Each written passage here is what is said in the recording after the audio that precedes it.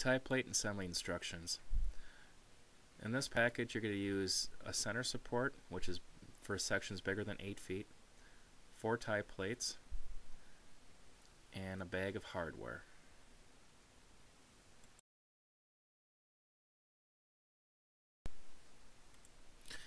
First, you're going to remove the 1/4 by 1/2 inch hex head bolt and flange nut that's holding the cross member together.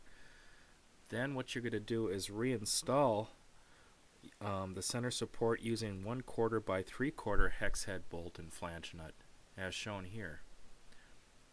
This will marry the two center sections together.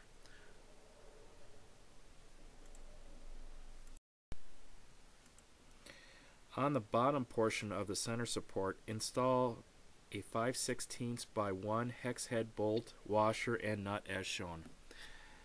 Now you could tighten up the top hex head bolts, but leave the bottom 5/16 by 1 bolt alone for now.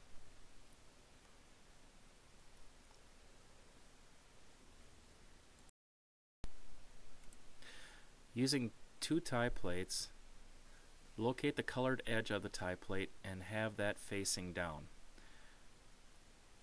Use the other tie plate, make sure that same color orientation applies.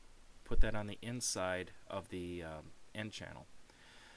Now using 8 3/8 by 1 1/2 hex head bolts and flange nuts, you could securely tighten those together.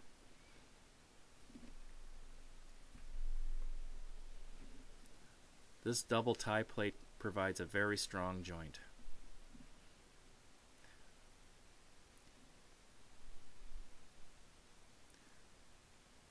You're going to notice that some of the holes may be very hard to align, so a wrench might be used to kind of thread the bolt through the hole.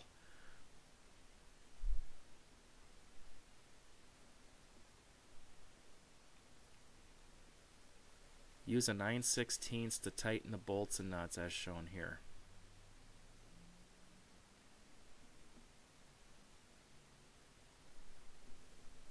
Repeat this on the shore end. Once again, on the shore end of the dock, use the 2 tie plates. Make sure the colors are facing down and sandwich them together by using 8 3/8 by 1 1/2 inch hex head bolts and flange nuts. Tighten securely.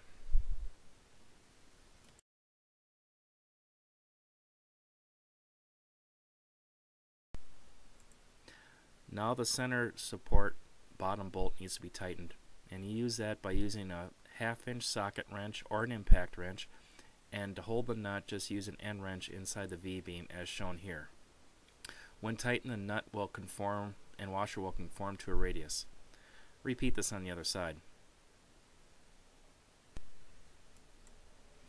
Now we're going to install the reinforcement tab. Using a 9/16 wrench and a 1/2 inch wrench, you could remove the castle head bolt and nut. On the end channel, you could use 2 1/2 inch wrenches to release the 5/16 by 3/4 hex head bolt. Now we're going to put the reinforcement tab in as shown here. Refasten. This is located on the shore end of the dock, and this provides an additional support when pulling your dock in and out of the water.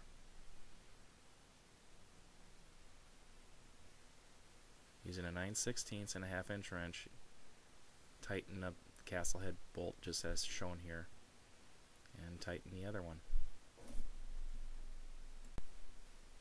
Now the finishing touch. On the lake end channel, and where the tie plate is, just put on the V-Dock sticker right in the center of the end tie plate as shown, and you're done.